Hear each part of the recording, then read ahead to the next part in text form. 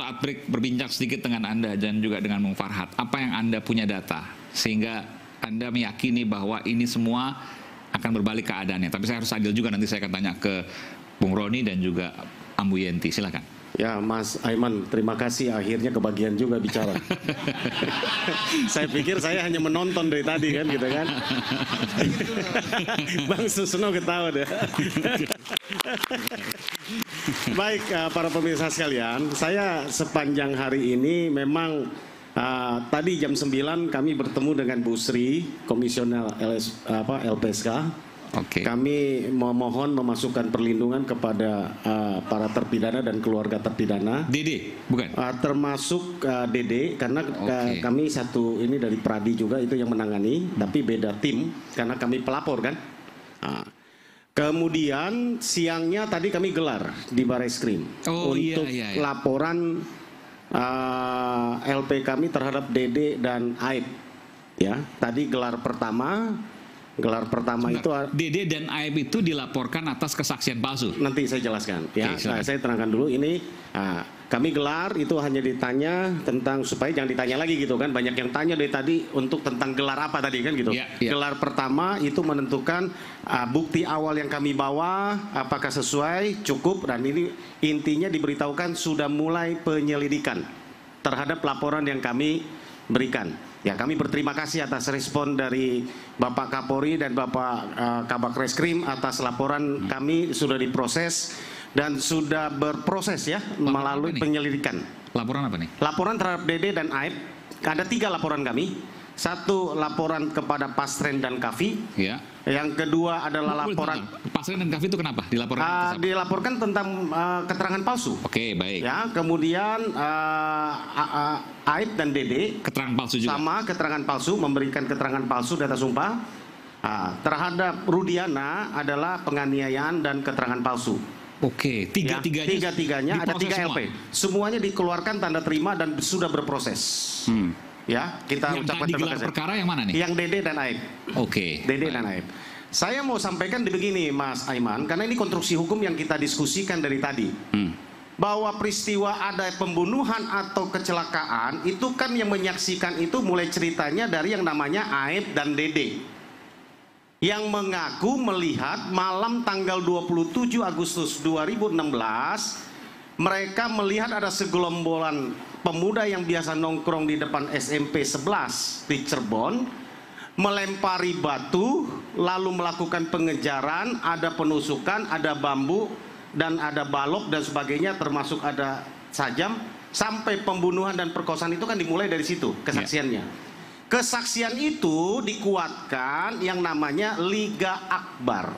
Liga Akbar ini adalah juga orang yang katanya mengikuti Eki dan Vina dari Cirebon lewat dan mengatakan hal yang sama seperti yang disaksikan oleh Aib dan Dede.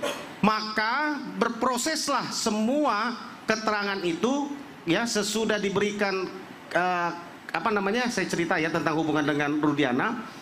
Rudiana saat itu melakukan penyelidikan sendiri. Tanggal 31 Agustus dia datangin ke TKP pukul 14 ketemu dengan Aib. Dede tidak, walaupun di BAP-nya katakan iya, tapi Dede sudah ketemu, sudah mengaku tidak. Ya, mengaku bertemu dengan Dede dan Aib. Lalu di situ diberitahukan keterangan yang tadi, ada penyerangan, ada pemukulan sebagainya. Lalu diberitahukan bahwa yang melakukan itu yang biasa nongkrong di SMP 11. Singkat cerita, 2 jam kemudian Aib ini menghubungi Rudiana karena Rudiana menitipkan nomor HP ke Aib menurut pengakuannya. Ini juga perlu dicek, ya. Kemudian singkat cerita, Rudiana pukul 15 dengan anggotanya melakukan penangkapan.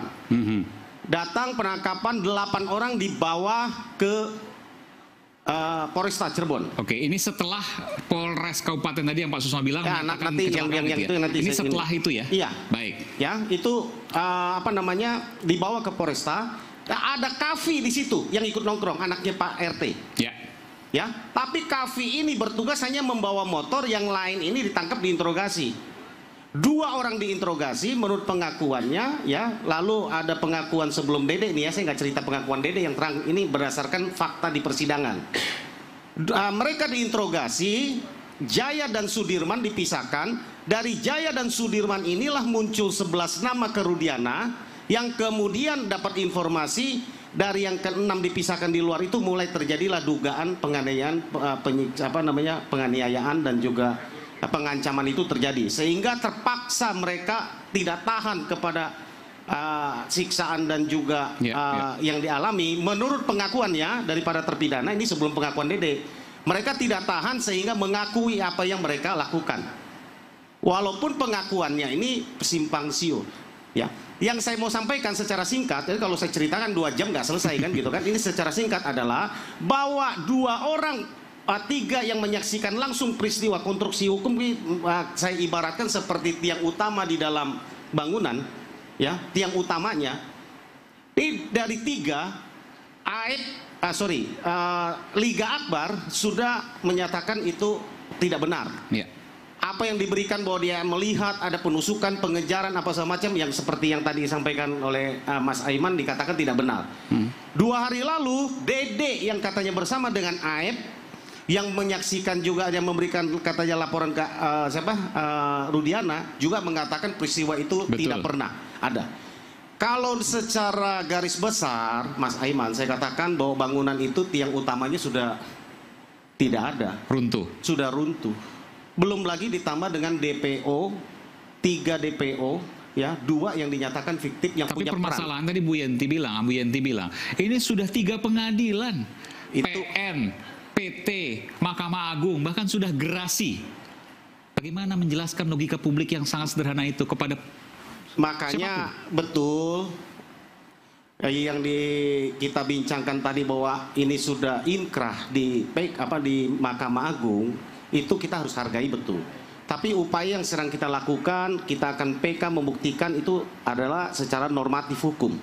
Tapi yang saya mau sampaikan bahwa putusan ini banyak sekali kejanggalan Mas Aiman. Contoh ya, dari 3 putusan 03, 04 dan juga 14 itu kan ada terhadap 8 terpidana. Ya, itu keterangan saksi A misalnya di putusan 03, dia melihat motor itu warna merah, dihadirkan lagi untuk terdakwa yang lain di putusan nomor 4, motornya itu bisa berubah menjadi warna biru. Untuk terpidana yang beda? Untuk terpidana yang sama, kesaksian yang sama, ini kan mereka didakwa bersama-sama, melakukan satu peristiwa yang sama. Tapi namanya beda? Iya. Motornya beda? Padahal yang dimaksud motor yang sama? Ya. Misalnya ya. Kok bisa begitu diputuskan? Ya itulah, itu yang kami lagi analisa. Nanti saya akan tanyakan kepada Bu Yenti sesaat lagi. Tetap bersama kami di Rakyat Bersuara.